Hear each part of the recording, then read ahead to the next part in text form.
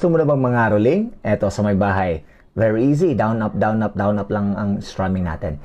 5, 6, 7, go. Sa may bahay ng aming bati, Merry Christmas na mawalhati. Ang pag-ibig, 7, siyang naghari. Araw-araw ay magiging Pasko lagi.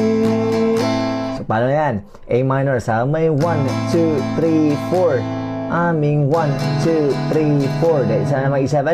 1, 2, 3, 4. Then A7, 1, 2, 3, 4. Then D minor, 1, 2, 3, 4. Then A7, araw-araw, 1, 2, 3, 4. Then A minor, 1, 2, 3, 4. Ayan ang counting natin. Medyo mabilis kasi ang kantang to. Chorus tayo. Ang sanhi po, ang sanhi po ng pagparito, hihingi po ng aginaldo.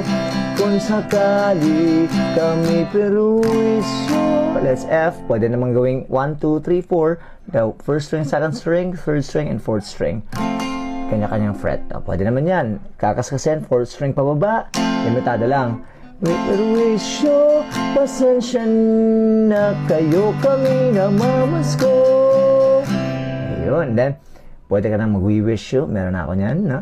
Ulitin natin. Sana may gitara ka dyan. Let's go. 5, 6, 7, go. Sa may bahay ng aming bati, Merry Christmas na mawalhati.